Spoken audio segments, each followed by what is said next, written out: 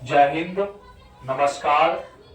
अगर अभी तक आप हमारे YouTube चैनल को सब्सक्राइब नहीं किए हैं तो सब्सक्राइब करके बेल आइकन को दबा करके ऑल पर क्लिक कर दीजिए। अभी हम लोग 10th क्लास का द्विघात समीकरण का एक प्रश्न अभी जानेंगे और यह वर्ड प्रॉब्लम है। इसमें कह रहा है वह संख्या निकाले जिसमें से 20 घटाने पर वह अपने व्युत्क्रम की 69 गुनी होती है। अपने व्युत्क्रम की मतलब एक ऐसी संख्या निकालना है जिसमें से 20 अगर घटा दिया जाएगा तो वह संख्या अपने व्युत्क्रम का 69 गुना हो जाएगा। द्विघात समीकरण का वर्ड प्रॉब्लम का भारतीय भवन का सवाल है यह। और ऐसे प्रश्न को बनाने के लिए सबसे पहले हल में हम लोग मान लेते हैं, माना कि वो संख्या क्या है हमें पता नहीं है। सपोज कर लेते, मान लेते हैं संख्या को x मान लेते हैं। आप चाहे तो अदर संख्या भी, अदर लेटर भी मान सकते हैं। संख्या बराबर x, संख्या बराबर x और संख्या का व्युत्क्रम जो होता है, व्युत्क्रम माने उल्टा, x है तो इसका व्युत्क्रम 1/x हो जाएगा। संख्या का व्युत्क्रम आगे जरूरी होगा, इसलिए यहाँ पे व्युत्क्रम निकाल देते हैं। x है तो x का व्युत्क्रम 1/x। अब ज्यादा कुछ नहीं मानना है, बस एक संख्या मानना था। संख्या बराबर x मानना था। व्युत्क्रम तो होता है x का 1/x, 5 का 1/5, 10 का 1/10, 1,00,000 का 1/1,00,000, यही व्युत्क्रम होता है ना। और 1/5 का व्युत्क्रम क्या होगा? 5 हो जाएगा। 7/3 का व्युत्क्रम क्या हो जाएगा? 3/7 हो जाएगा। तो व्युत्क्रम मान लिया, आवश्यकता पड़ेगा, ये नहीं भी लिखेंगे तो कोई बात नहीं। प्रश्न में है ना, अकॉर्डिंग टू क्वेश्चन, प्रश्न में कहते हैं यहाँ पर संख्या में से 20 घटाने पर, संख्या में से 20 घटाने पर, अब संख्या में से 20 घटाएंगे। यह संख्या x है, इसमें से क्या घटाएंगे? 20 घटाएंगे। तब जो है यह अपने व्युत्क्रम का 69 गुना हो जाएगा। अभी बराबर में है, जैसे ही 20 घटाए तो अपने व्युत्क्रम माने उल्टी संख्या, उल्टा संख्या का ये 69 गुना हो गया। अभी दिखता है नहीं, लेकिन ये 69 गुना हो गया है। ये 69 गुनी है ना। 69 गुना ये है, 69 गुना ये है, ये तो 69 गुना कम है ना। हम लोग तो समीकरण में बराबर का चिन्ह पढ़ते हैं, बराबर होता है। अब बराबर कैसे होगा? ये तो 69 गुना ज्यादा है। बराबर लाने के लिए इसमें 69 से गुना करना पड़ेगा, तब बराबर का चिन्ह बीच में आएंगे, जबरदस्ती नहीं। ये 69 गुना है ऐसा कौन कहते हैं? आपका प्रश्न कह रहा है 69 गुना है, देख लीजिए। तो ये तो कम हो गया बेचारा, बराबर का चिन्ह तो आएगा नहीं। तो इसको बराबर करने के लिए 69 से गुना करना पड़ेगा, तब जाके बराबर का चिन्ह आएगा। और ये जैसे है इसको वैसे हम लोग छोड़ देते हैं। 69 में 1 से मल्टीप्लाई करेंगे, 69 नहीं कुछ तो बाबू इसके नीचे में 1 है। क्रॉस मल्टीप्लीकेशन x गुना x क्या हो जाएगा? x² minus 20 Guna x, 20x is equal 69।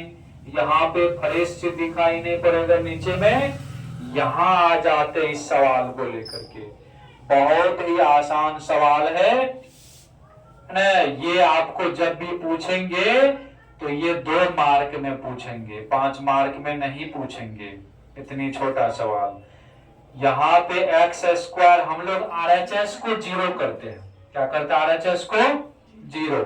X square minus 20x, ये माइनस में है प्लस में है, उधर जाएंगे तो -69 इज इक्वल 0।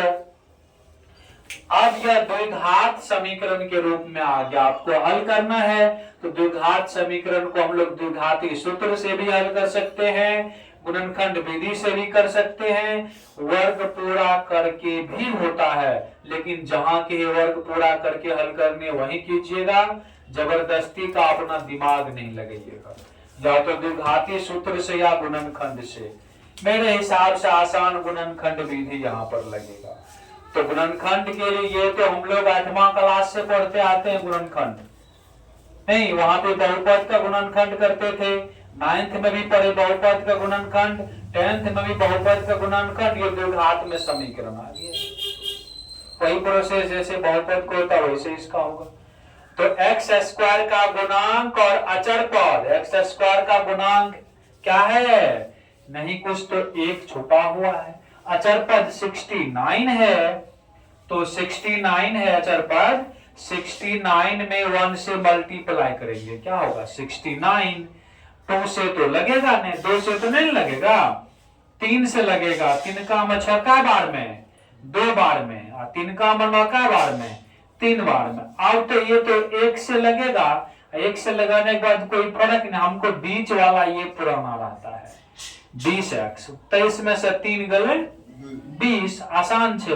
तो एक्स स्क्वायर, यहां से देखिए हमको माइनस में लाना है 20, तो आपको दिमाग लगाना पड़ेगा। -23 में से +3 घटेगा तब ना माइनस में 20 होगा, ये थोड़ी अपनी दिमाग लगाना पड़ता है। तो यहाँ माइनस में 23x के टर्म में है तो 23x लिखना है, माइनस में 23x और प्लस में 3x, -69 इज इक्वल 0। दो बराबर नहीं होते, कि इम्प्लाइज दैट दोनों में से x कॉमन है। एगो x दे दिया, एगो x बचा, x तो दे ही दिया, यहाँ पे क्या बचा 23 यानी 23, और ये दोनों में से 3 कॉमन हो जाएगा। x - 3 दूनी 6, 3 तिया 9 बराबर 0।